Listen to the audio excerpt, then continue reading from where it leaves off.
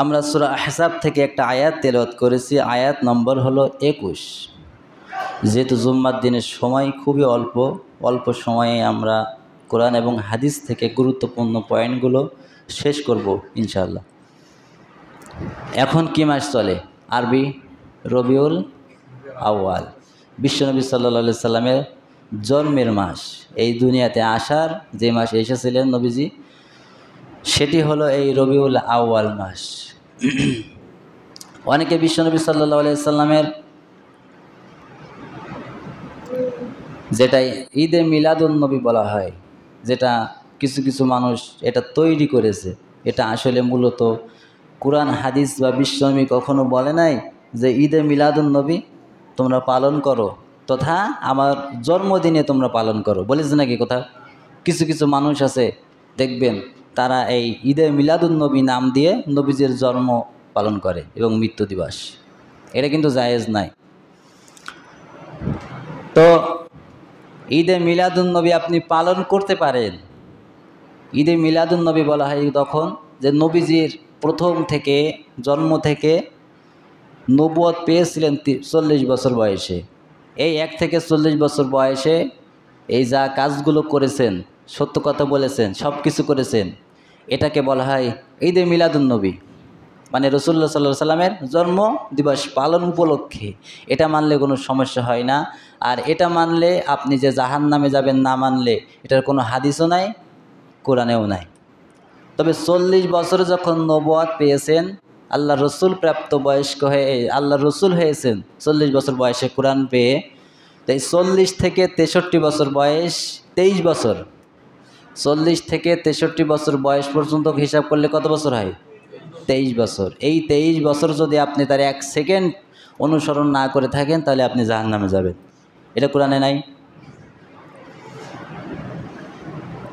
আল্লাহ রাব্বুল আলামিন বলেছেন, লাকাদ কানা লাকুম ফি রাসূলিল্লাহি উসওয়াতুন হাসানা।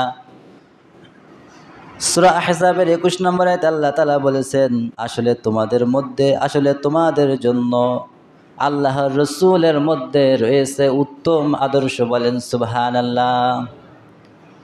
এখানে শব্দগুলো ভালো করে বুঝবেন। আল্লাহ তাআলা বলছে রাসূলুল্লাহ, এখানে মুহাম্মদ ইবনে আবদুল্লাহর কথা নেই। মুহাম্মদ ইবনে আবদুল্লাহ বলা হয় তাকে, আল্লাহ রসুলকে বলা হয় 1 থেকে 40 বছর বয়সের আগ পর্যন্ত যে কাজগুলো করেছে তাকে বলা হয় মুহাম্মদ ইবনে আবদুল্লাহ। আর 40 বছর বয়সে কোরআন যখন নাজিল হয়, 40 বছর বয়সে যখন আল্লাহ রাসূল হয়ে যায়, তখন তার নামকরণ হয়ে যায় রাসূলুল্লাহ সাল্লাল্লাহু আলাইহি সাল্লাম। সেই প্রেক্ষিতে আল্লাহ তাআলা রাসূলুল্লাহকে নাম ধরে ডেকে আয়াত নাজিল করেছেন। এখানে মুহাম্মদ ইবনে আবদুল্লাহর নাম ধরে আয়াত নাজিল করেন নাই। আল্লাহ তাআলা বলছেন, লাকাদ কানা লাকুম ফি রাসূলিল্লাহি উসওয়াতুন হাসানা। এখানে মুহাম্মদ ইবনে আবদুল্লাহ না রাসূলুল্লাহ? বলেন রাসূলুল্লাহ। তাহলে এই আয়াতে বোঝা যায় যে আল্লাহ মুহাম্মদ ইবনে আবদুল্লাহকে বলে নাই, আল্লাহ বলেছে রাসূলুল্লাহ। আল্লাহ রাসূলুল্লাহ বলার কারণ হলো, রাসূলুল্লাহ কাকে বলা হয়? 40 বছর বয়সে যখন নবুয়ত প্রাপ্ত হয় তখন আল্লাহ তার নাম দিয়ে দেয় রাসূলুল্লাহ। তাহলে আয়াতের প্রেক্ষিতে বোঝা যায় যে আমরা অনুসরণ করব। আল্লাহ তাআলা বলেছেন, তোমাদের জন্য উত্তম আদর্শ লুকায়িত আছে রাসূলুল্লাহর জীবনে। আর রাসূলুল্লাহর জীবন হলো 40 থেকে 63 কোরআনের জীবন। আর এই 40 থেকে 63 বছর বয়স পর্যন্ত এই 23 বছর অনুকরণ করা, মানা, জানা, দেখে দেখে চলা, সব কিছু হলো রাসূলুল্লাহর পথে। এজন্য আল্লাহ তাআলা বলছেন, তোমাদের জন্য উত্তম আদর্শ আমি লুকিয়ে রেখেছি আমার রাসূলুল্লাহর ভিতরে। বলেন সুবহানাল্লাহ।